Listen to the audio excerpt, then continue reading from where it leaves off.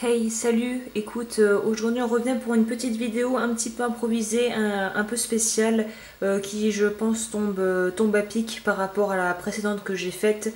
Donc c'est en partenariat avec Cookson. Je tiens encore une fois à remercier Alizé si elle regarde cette vidéo et à toute l'équipe Cookson qui, enfin en tout cas à ceux qui me font confiance et qui m'envoient des produits à tester. Donc là c'est moi qui ai demandé parce que ça a attisé ma curiosité. Voilà le produit dont je vais parler aujourd'hui. Ça s'appelle Firescoff.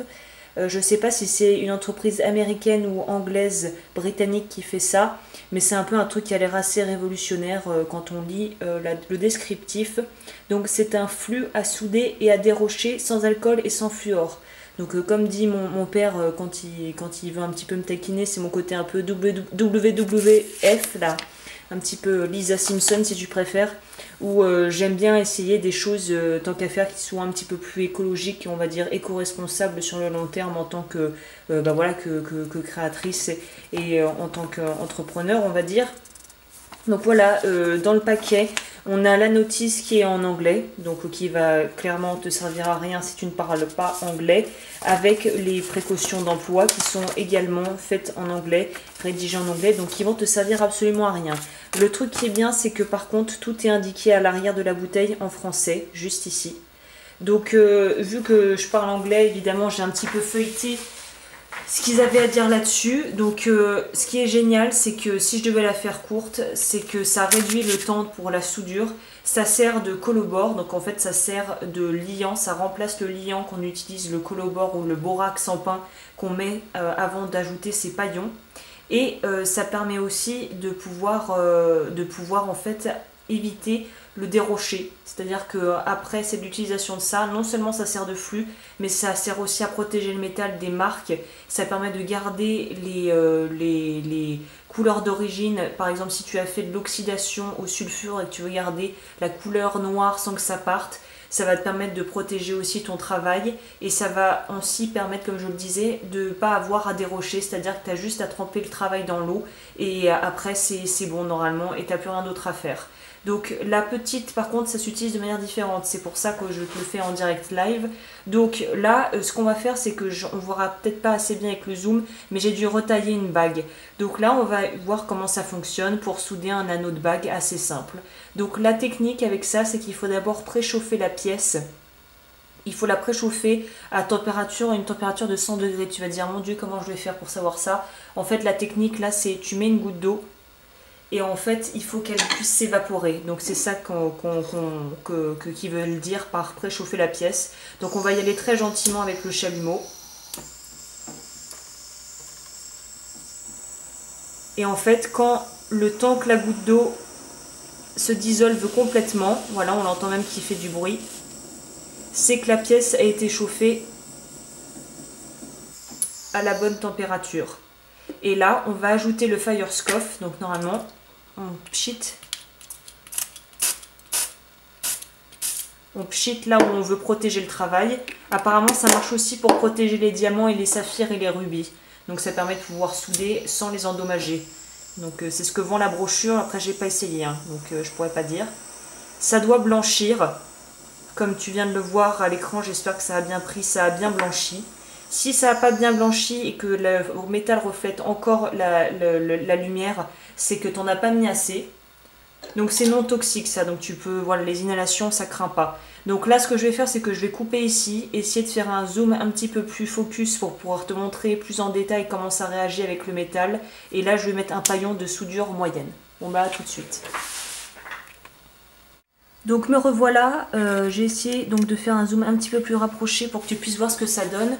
Donc là, la petite différence, c'est que du coup, j'ai utilisé mon pinceau que j'utilise avec mon collabore d'habitude parce que je me suis dit, oula, comment je fais pour mettre mon paillon de soudure? J'ai juste humidifié la pointe avec un tout petit peu d'eau et je l'ai placé le plus délicatement en évitant de mettre évidemment quoi que ce soit, aucun liquide en plus sur le Firescoff, pardon. Firefox c'est autre chose. Et là on va chauffer doucement comme on le ferait pour une soudure classique. Alors déjà là je remarque un avantage et pas négligeable, c'est que les paillons ne s'enfuient pas, ne voltigent pas partout comme ça peut le faire avec un collabore, un borax traditionnel on va dire. Donc ça c'est plutôt cool.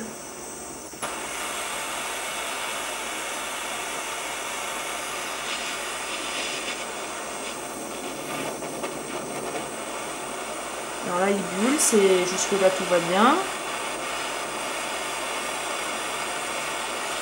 Ah c'est nickel, hein. Ah il n'y a rien à dire. Voilà, ça fait une soudure superbe.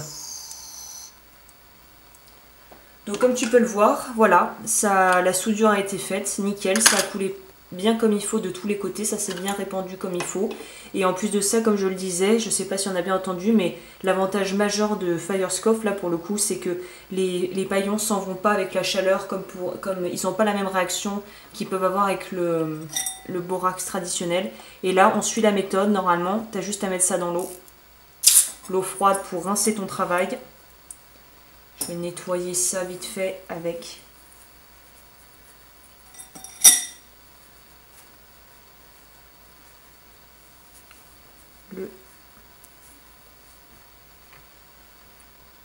et bah écoute, voilà, il n'y a quasiment pas de marque autour. Là, j'ai peut-être un peu, j'ai pas assez mis de produit, je dirais.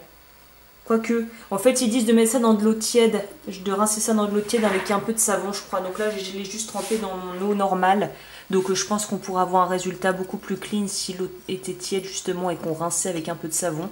Je pense aussi que là, l'erreur à pas faire, c'est quand on travaille comme moi sur des grosses pièces, c'est qu'il faut bien pchiter toute la pièce pour tout protéger. Mais voilà, moi je valide à 200% Firescoff. Je vais essayer de te faire un zoom un peu dézoomé justement.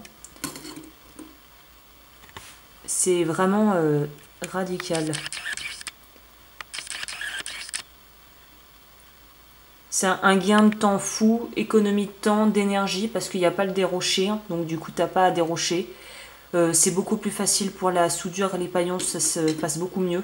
Et vraiment, et en plus c'est écologique et c'est beaucoup plus respectueux de l'environnement. Donc le lien sera bien évidemment dans la description. Je recommande à 200%, ce truc est super. Voilà. Voilà mon petit avis.